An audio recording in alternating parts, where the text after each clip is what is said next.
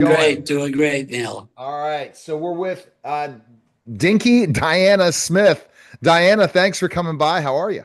I'm doing well, thank you. How are you? How did you come up with the name Dinky, first of all? I'm interested in that. I was I became a realtor in 2002, and my name is Diana K. Smith. And I went to register my name, and there were like 10, 15 different Diana Smiths in there. So I knocked the A's out of Diana K and came up with Dinky, and people remember that. I love it. See, but people are I'm not gonna forget your name now. I'll just call you Dinky, and I know I'm good. Okay.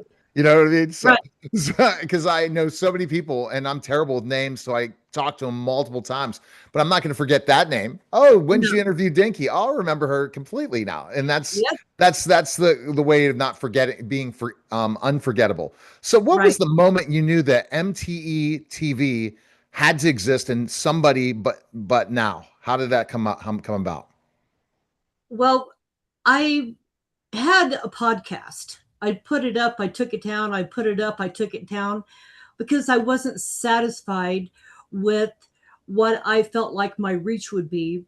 And I knew there were other people out there with stories just like mine. So I created this thing in my brain that said, you need to do a Roku channel. And it's like, a Roku channel? How do I do that?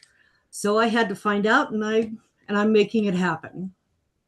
And that's fabulous. And that's the thing that you do is reinvent yourself. You know how important it is because of the opportunity to monetize, but you're trying to tell people, tell us about it. So tell us about the channel, first of all, before we go into more of the story behind it. The channel itself has two factors. The first one is how people are living, and it is about their mental health. It's about how they are physically, and it has to do with their life stories. So people come in and they say, this is my situation. And then the second part of my channel is focused on activities that they can do to start reliving their life. So I have like music therapy, art therapy, handcrafting, sewing, travel, just a wide variety of things to help a person not feel lost, not feel stuck, not feel lonely, because that's what happens when you are dealing with difficult situations in life. You become isolated and you feel like you've lost your purpose. So the second portion of my channel is to help them find new purpose, to want to be part of the world again, to have community and connection. So how did losing your daughter reshape the way you see mental health conversations in the media? Well, too often we get lost in not understanding that mental health is um, very difficult to understand because there's so many aspects of it. Mhm. And when I hear people, talking about having, a mental health issue, is it diagnosed? Is it undiagnosed? How many people are dealing with it? Are they young? Are they old? There's a wide variety of issues that are surrounding mental health in that industry. No doubt. And that's the challenging thing is ultimately how to understand mental health and to see specifically enough what to do. We all have struggles. We all have had mental health issues at one time in our lives. I don't Right, care who you are, but it's right, how you are able to become resilient. It doesn't make the other person that couldn't have that resiliency. It could be something born in us, but ultimately also could be a specifically it's we have not hit that rock bottom moment in right, in our mental health. And even if we've had these stages, one of them could hit us so low with a really traumatic event, right, especially that could lead to PTSD, that could change everything. even though we had measures of potentially having those issues at one point in our lives. So talk Right. about that. I mean, it's not like you wake up tomorrow and you have some sort of mental health issue. It comes through childhood trauma. It comes through specific more pain that happened in your life, and it comes Right. through many times being, I would say, the word tested to the point that no one could do it, and you get to that phase. But it doesn't mean you can't go back. It doesn't mean you can't heal. And that's the Right. other part is we have a broken bone. We go to the doctor, get it healed. But when we have a stigma when it comes to mental health, it just really ticks me off because ultimately our brain is our most powerful tool. And if we Right. aren't able to function to the highest level, it's not our fault. It happened because Right. of life. Well, let me help you understand something. When we're born, we can have genetic somethings happen to us. We can be born blind, we can be born with autism, and that puts us in a disability category. But the invisible things that happen in life create another invisible category. And if you have suffered with sexual abuse, physical abuse, emotional abuse, the psychological abuse, that and it's never resolved, that stays with you. And I know I experienced a good part of that when I was young, but at the same time, I found out that forgiveness is a big thing, but accepting it is another thing. But there's a lot of people that, they've been through drug and alcohol addiction, they've been through homelessness, they've had to deal with narcissism, they've dealt with loss in a wide variety of ways. And if it's never resolved, it just kind of hangs on you because we're not born with a suit of armor. We're not born with a helmet or gloves or a Calvar suit. None of that, because we're not invincible. We don't Yes. we don't wear sunglasses just to. No, no, no. And the problem is the people who hold it in their whole lives are, even though they might be able to handle a lot of this stress or feel it, but inside their brain and their body's dying, meaning their body, Right. their internal structures are all going through things. So till we can deal with these things where it's not bothering us, we can be completely silent all the time. Oh, Right. everything's fine and it's eating inside. Well, what it's going to do is going to eat inside your body. It's going to eat inside all of how your internal organs work and function if we don't fix or heal our brain. So a Well, lot of times it's not me, oh, I can handle these things. Well, if you're internally holding it in, it's going to lead to an explosion at one point in time that you can't even imagine. right. Well, there are people that they have emotional regulation. Does that make sense to you? Yes.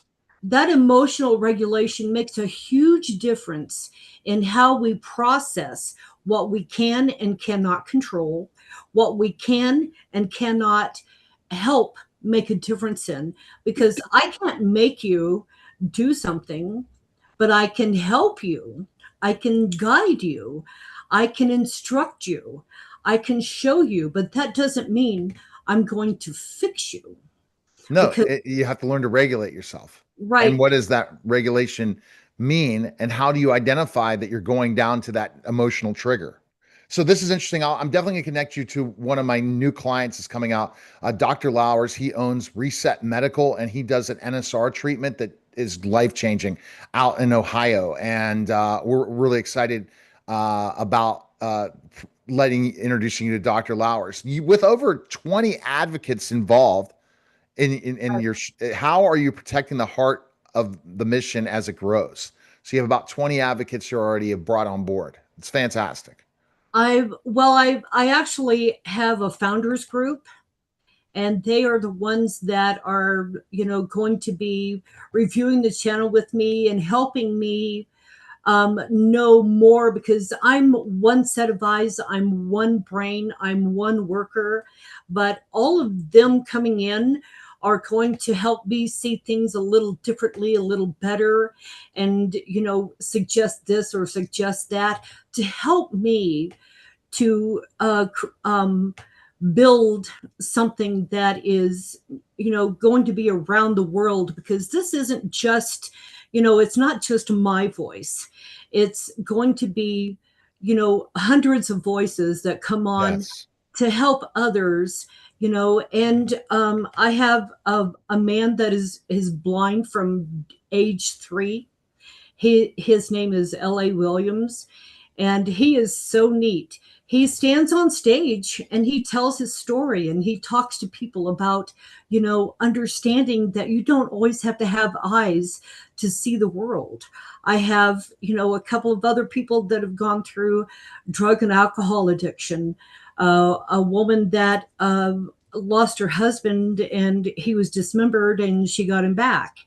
I have, wealth managers. I have artists, just a wide variety of people, and I'm looking for chefs, people that cook, people that sew, people that do a wide variety of things, because busy hands keep you from thinking about the things that are broken, and it gives you a new sense of purpose, Well, and it's a mm, beautiful thing. So my goal is to help people recognize themselves in the first part of the channel, and then the second part says, oh, I want to learn how to sew, I want to learn how to make jewelry, I want to learn how to garden, I want to learn how to declutter my house.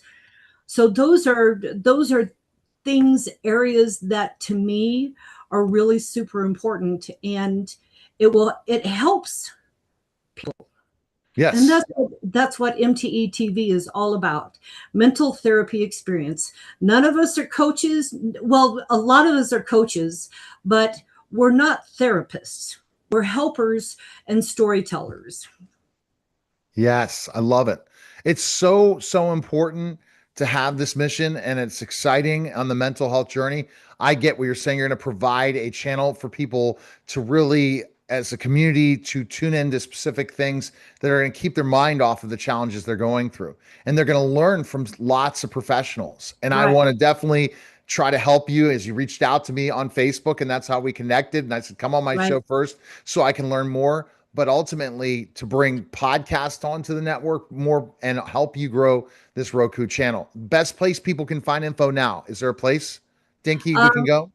not yet. I have my channel called mtetv.com, and I'm still building that, but it's something that the first page is, resources for, people that veterans, people that are, contemplating suicide, just a wide variety of things. And then there's a blog on there, and I've got, other things, but it is something that it has culminated over time, because I started writing a book because I couldn't tell the story of how I lost my daughter, Mm, because, she was young, she was a single mom, and her daughter actually became an orphan on my birthday when my daughter was killed by a drunk driver, and because her dad had already died by oh, alcohol, her mother mm, died by alcohol.